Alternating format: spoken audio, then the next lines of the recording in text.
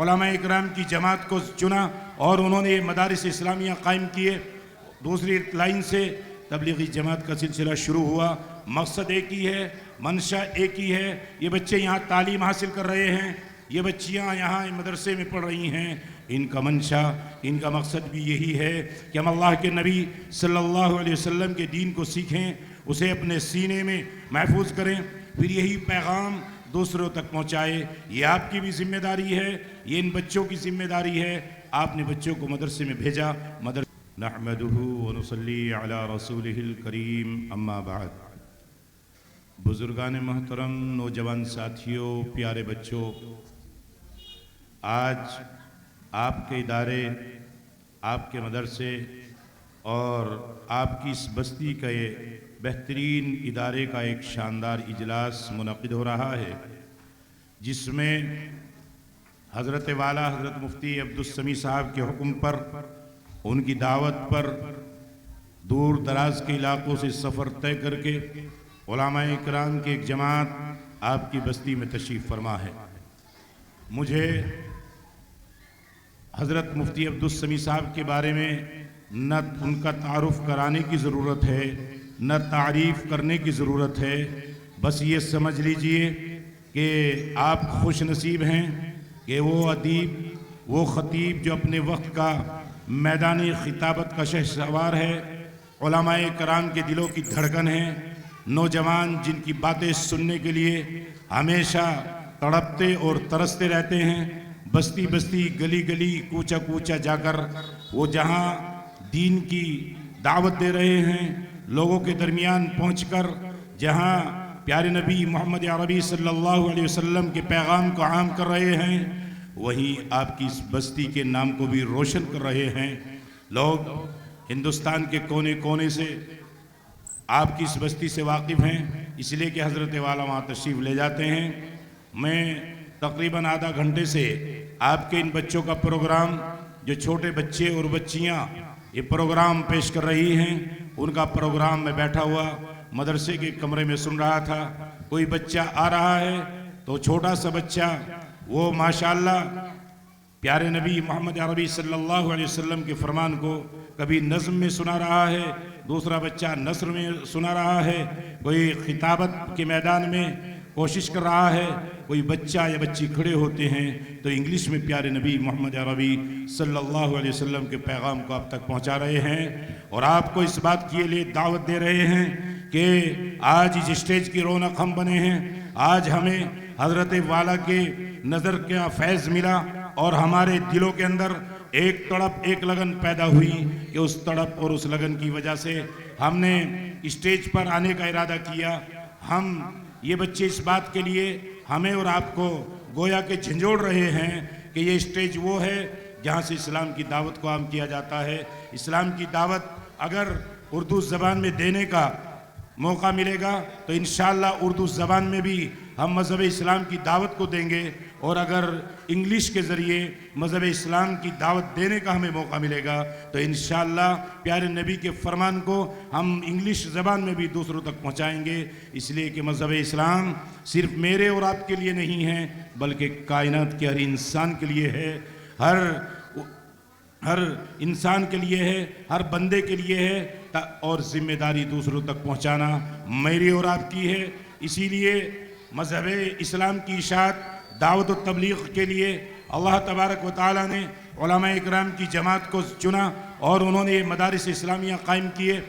دوسری لائن سے تبلیغی جماعت کا سلسلہ شروع ہوا۔ مقصد ایک ہی ہے، منشا ایک ہی ہے۔ یہ بچے یہاں تعلیم حاصل کر رہے ہیں، یہ بچیاں یہاں مدرسے میں پڑھ رہی ہیں۔ ان کا منشا، ان کا مقصد بھی یہی ہے کہ ہم اللہ کے نبی صلی اللہ علیہ وسلم کے دین کو سیکھیں، اسے اپنے سینے میں محفوظ کریں، پھر یہی پیغام دوسروں تک پہنچائے۔ یہ آپ کی بھی ذمہ داری ہے، یہ ان بچوں کی ذمہ داری ہے۔ آپ نے بچوں کو مدرسے میں بھیجا، مدرسے میں علم سیکھ رہے ہیں اور گویا کہ بتا رہے ہیں کہ ہماری تعلیم کا معیار کیا ہے اور حضرت والا کی توجہ کس قدر اس ادارے کو پروان چڑھانے کے لیے ہے، اور ان کی فکر کا اندازہ آپ اس بات سے کیجئے کہ اگر حضرت والا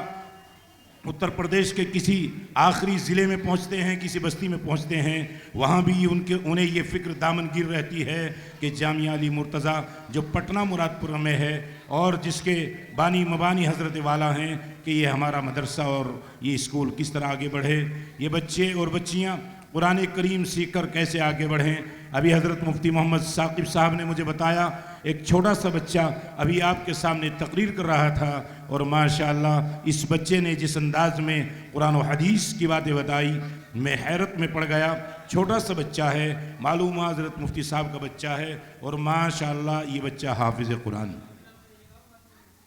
यही बच्चे इन मदारिस में दीन सीख कर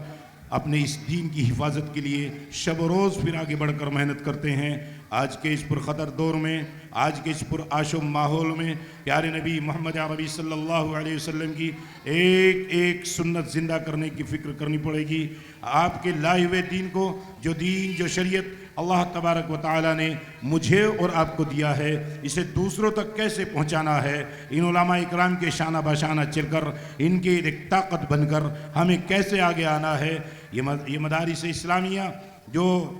जगह जगह कोने कोने में है, ये यकीनन मज़हबी इस्लाम के लिए एक पावर हाउस का काम करते हैं। जिस तरह ये लाइट, ये बिजली आ रही है, एक बिजली घर आपके यहाँ है, वहाँ से ये सप्लाई हो रहा है, इसी तरह ये तलबा, ये तालिबात, ये बच्चे, ये पढ़ने वाले,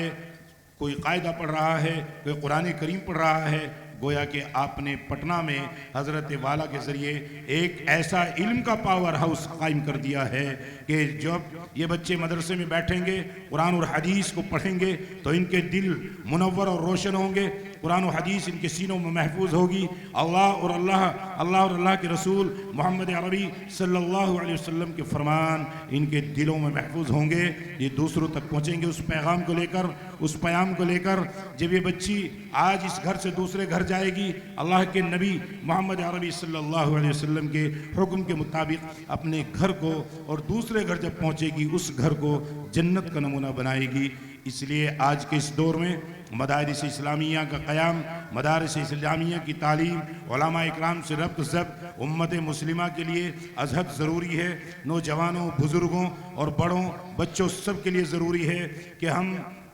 मज़हब इस्लाम की इशाअत, मज़हब इस्लाम की हिफाजत के लिए इन मदारिस इस्लामिया से जुड़ें, अपने उलमाए किराम से जुड़ें। ये जो आपका जलसा मगरिब बाद से शुरू हुआ है, इन बच्चों को आप ये ना समझें छोटे छोटे बच्चे आ रहे हैं, अभी हम क्या बैठें, मदरसे में क्या जाएं, पिंडाल में क्यों पहुँचें, अभी जलसा शुरू नहीं हुआ। नहीं मेरे भाई,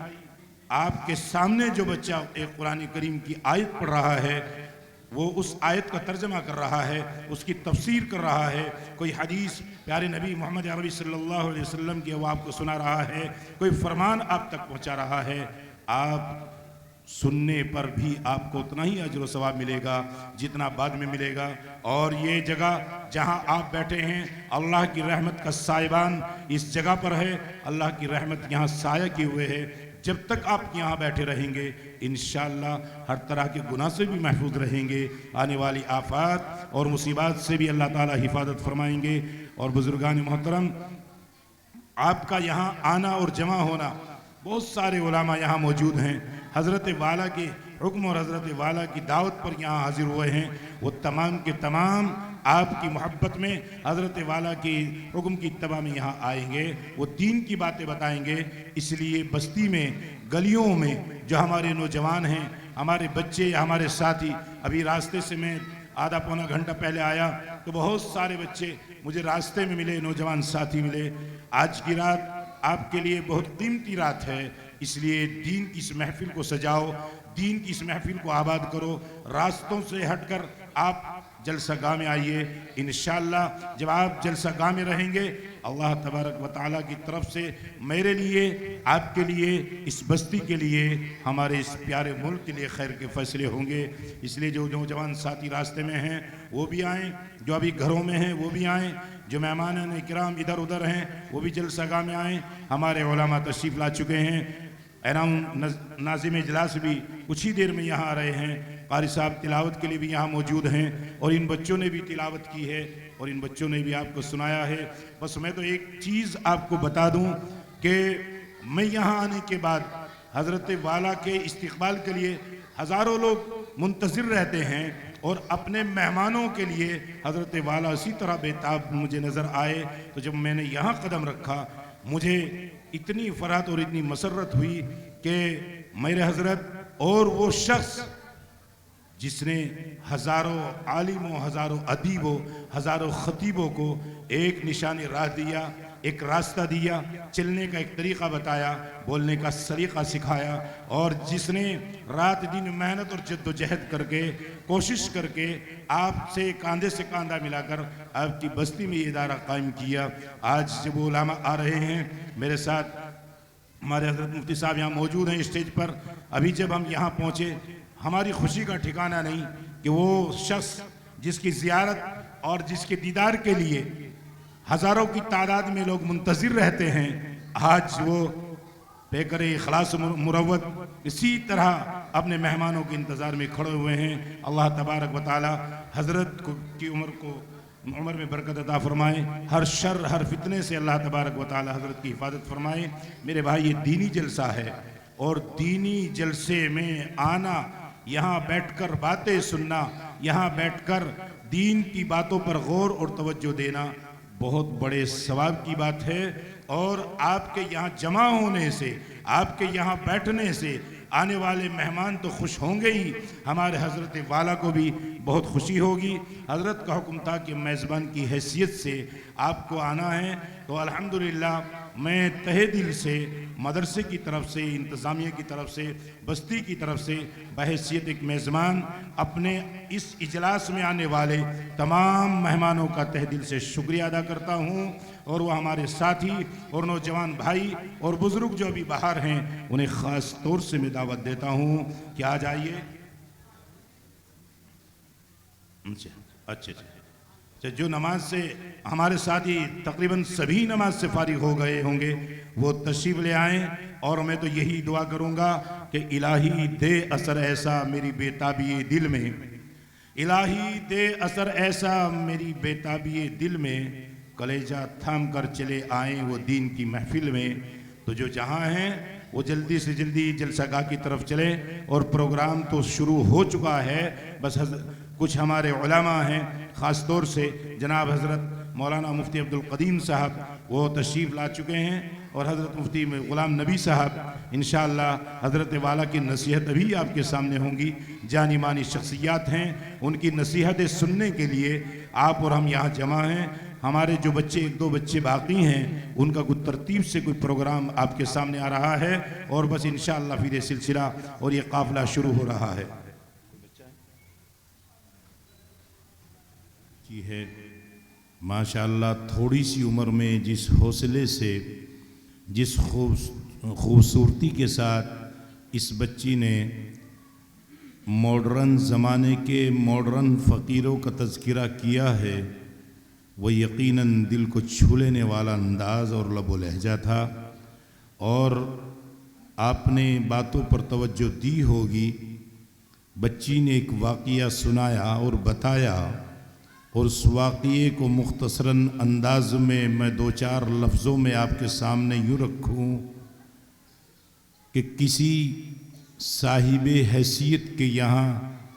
ایک غریب باپ اپنی بیٹی کا رشتہ لے کر گیا، اور جہیز کے لالچیوں کی جب ڈیمانڈ اور ان کی مانگ پوری نہ ہو سکی، ان کا مطالبہ پورا نہ ہو سکا، تو اس غریب نے اپنا مکان فروخت کر کے ساری رقم وہ اپنی بیٹی کی شادی اور نکاح میں خرچ کر دی، اور شادی کے کچھ ہی دنوں کے بعد اس بیٹی کو ختم کر دیا گیا، مر دیا گیا۔ تو ایک مجبور باپ جنازے پر بیٹھ کر یہ کہہ رہا ہے کہ کاش تیرے جہیز کے سامان کے ساتھ ہم نے کفن بھی دے دیا ہوتا، ہم یہ چیز بھول گئے تھے۔ گویا کہ وہ باپ جس کا گھر رہا نہ در رہا، اور جہیز کے لالچیوں کی وجہ سے بے گھر ہو گیا، بیٹی کی شادی ہوئی، نکاح ہوا، بیٹی بھی اس دنیا سے چلی گئی، تو اس بچی نے اس درد کو بیان کیا ہے، اور ایک سچائی سے پردے کو اٹھایا ہے۔ فقیر اپنا کاسا، اپنا پیالہ ہاتھ میں لے کر روپے، 2 روپے، 10 روپے کی بھیک مانگتا ہے، اور اس ماڈرن زمانے میں جو ماڈرن فقیر ہیں وہ لاکھوں کی ڈیل اور ڈیمانڈ تنہائی میں بیٹھ کر کر لیتے ہیں، گویا کہ ان کے یہاں بیٹا پیدا ہوا ہے، اس کے یہاں اچھا مکان ہے، اس کے پاس دولت ہے، اس کے پاس شہرت ہے، تو یہ سارا خمیازہ لڑکی والے کو بھگتنا پڑے گا اور اپنی خون پسینے کی کمائی سے لاکھوں کا جہیز دینا پڑے گا۔ میں ابھی ایک جگہ سے آ رہا ہوں، میرے ایک قریبی دوست انہوں نے مجھے بتایا اور اپنا درد بیان کر رہے تھے، تنہائی میں بیٹھے بتا رہے تھے کہ بیٹی کے رشتے کے لیے 2 سال سے پریشان ہوں، بچہ ملتا ہے تو گھر والے خاندان والے اتنا مطالبہ کر دیتے ہیں کہ وہ مطالبہ مجھ سے پورا نہیں ہوتا، اور انہوں نے حد بیان یہ کی کہ ابھی ایک صاحب نے مجھے رشتہ بتایا اور یہ بتایا کہ ان کے یہ 3 بھائی ہیں، 3 کپڑے کی دکانیں ہیں، اپنا گھر کا مکان ہے، تو وہ کہتے ہیں کہ میں نے معلوم کیا یہ رشتہ کیسے ہوگا، تو بیچ میں جو آدمی تھا اس نے کہا 50 لاکھ روپے کا رشتہ ہوگا۔ اس قوم کی تباہی پر کیا شک کیا جا سکتا ہے میرے بھائی، جس قوم کے یہاں کھلے طور پر یہ رشوت دی جا رہی ہو، جو پیسہ، جو دولت اسکول کالجوں پر یہ بچوں کی اعلیٰ تعلیم پر خرچ ہونی تھی، وہ آج دولت ایسے انداز سے خرچ ہو رہی ہے کہ اس کا فائدہ بچی کو بھی نہیں ہوتا ہے، جبکہ بہتر تو یہ تھا کہ شریعت کے اصول پر ہم سب عمل کرتے، اور شریعت کا ضابطہ یہ ہے، آپ نے حدیث پاک سنی ہے، اللہ کے نبی صلی اللہ علیہ وسلم نے فرمایا النکاح من سنتی، سنی ہے نہیں سنی ہے؟ نکاح کا خطبہ جب ہوتا ہے تو نکاح پڑھانے والے مفتی صاحب، مولانا صاحب، امام صاحب یہ حدیث پڑھتے ہیں النکاح من سنتی، پھر آگے پڑھتے ہیں فمن رغب عن سنتی فلیس منی، یہ دوسری حدیث کا حصہ ہے۔ گویا اللہ کے نبی صلی اللہ علیہ وسلم نے فرمایا کہ نکاح میری سنت ہے، میرا طریقہ ہے۔ اللہ کے نبی نے کیا نکاح ایسے ہی کیے تھے؟ کہ اللہ کے نعوذ باللہ من ذالک، اللہ کے نبی نے ایسے نکاح کو اپنی سنت بتایا جہاں ڈی جے ہو رہے ہوں؟ ایک امام صاحب کا فون آیا تقریباً ہفتہ بھر پہلے، اور ایسی جگہ سے فون آیا جہاں مسلمان تھوڑی تعداد میں، ان کا فون آیا کہ حضرت میں مسجد کے اندر ہوں، رات کے 10:30 بج رہے ہیں، اور عالم یہ ہے کہ مسجد کے برابر والے مکان میں نکاح ہے، کل شادی ہے، اور آج عورتیں الگ ڈانس کر رہی ہیں گھر کے اندر ڈی جے بجا کر، اور نوجوان لڑکے مسجد کے گیٹ کے سامنے باہر راستے پر ڈانس کر رہے ہیں۔ وہ قوم جسے اللہ کے سامنے ہاتھ اٹھا کر گڑ گڑانا تھا، رونا تھا، وہ قوم جو اپنی تباہی سے، اپنے مستقبل کی ہولناکیوں سے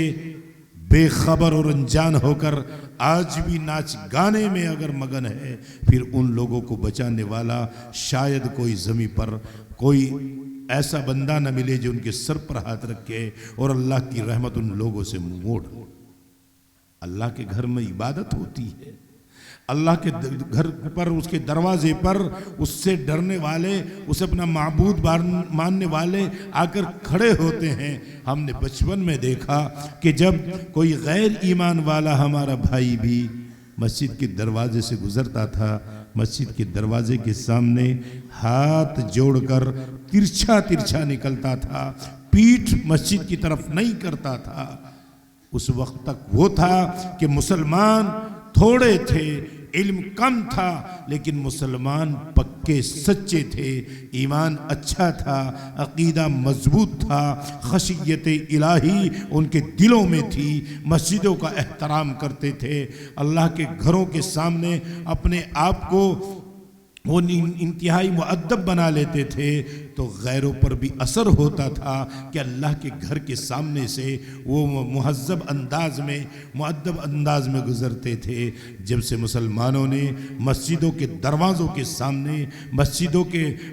برابر میں دائیں بائیں آگے پیچھے ناچنا کودنا شروع کیا ہے، مسلمانوں اس وقت سے ان کے دلوں سے مسجدوں کی عظمت بھی نکل گئی اور تمہاری محبت بھی نکل گئی۔ آج کے اس دور میں ضروری ہے کہ ہم اپنے مذہب کے مطابق زندگی گزاریں، پیارے نبی محمد عربی صلی اللہ علیہ وسلم کی سنت کے مطابق اپنے بچوں کا نکاح کریں۔ ہو سکتا ہے لڑکی کے نکاح میں ہم مجبور ہوں، آنے والے کا مطالبہ ہے ہمیں کچھ دینا پڑے، لیکن ہم کم سے کم اتنا تو کر سکتے ہیں کہ اپنے بیٹے کا نکاح کسی اچھے شریف گھر میں بغیر کسی جہیز کے پیارے نبی محمد عربی صلی اللہ علیہ وسلم کی سنت کے مطابق اپنے بیٹے کا نکاح کر کے لے آئیں، تاکہ کل جب میدان حشر میں اولین آخرین کا اجتماع ہو، اللہ کے نبی محمد عربی صلی اللہ علیہ وسلم بھی تشریف فرما ہوں۔ میری قوم کی وہ بیٹیاں جو اپنے گھروں کو چھوڑ کر اس لیے جا رہی ہیں کہ یا تو انہیں مذہب اسلام سکھایا نہیں گیا، یا ان کی شادی کی عمر گزر رہی ہے اور وہ دوسری طرف چلی جا رہی ہیں، اگر انہوں نے اللہ کی عدالت میں مقدمہ قائم کر دیا، مولا یہ وہ لوگ ہیں کہ جنہوں نے نکاح کو ایک تجارت اور بزنس بنا دیا تھا۔ رب کریم ہمارے نکاح نہیں ہو رہے تھے، ہمارا جرم یہ تھا کہ ہم ایک غریب باپ کے یہاں ہم نے آنکھیں کھولی تھی، اس لیے جب ہماری شادی نہیں ہوئی ہم نے گھر چھوڑ دیا، ایمان والوں کو بھی چھوڑ دیا، ایمان کو بھی چھوڑ دیا، ہم دوسری طرف چلے گئے۔ ایمانداری سے بتاؤ ہمارے پاس کوئی جواب ہوگا؟ نہیں ہو سکتا۔ کیوں؟ اس لیے کہ ہم سب ایک ہی کشتی کے سوار ہیں اور آج نکاح کو تجارت بنا دیا گیا۔ بس میں یہ درخواست کرتا ہوں، اس بچی نے ایک پیغام دیا ہے، ایک واقعے کے ذریعے قوم کی بیٹیوں کا درد بیان کیا ہے، اس لیے میں یہ درخواست کرتا ہوں کہ ہم دل سے ارادہ کریں کہ انشاءاللہ اپنے بچوں کے نکاح پیارے نبی محمد عربی صلی اللہ علیہ وسلم کی سنت کے مطابق کریں گے انشاءاللہ۔ ناظم اجلاس جناب مفتی ولی اللہ صاحب میرٹھ سے چل کر تشریف لا چکے ہیں، آگے کا پروگرام وہ ابتدائی کچھ باتیں کریں گے اور یہ پروگرام شروع باضابطہ ہو گیا ہے، انشاءاللہ بہت جلد بیان ہونے والا ہے۔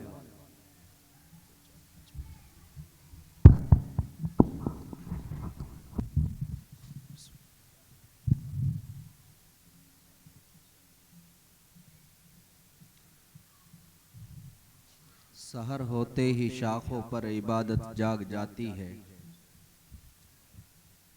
سحر ہوتے ہی شاخوں پر عبادت جاگ جاتی ہے، پرندوں کے لبوں پر بھی تلاوت جاگ جاتی ہے، اور مقرر وقت کوئی بھی نہیں اس کی نوازش کا،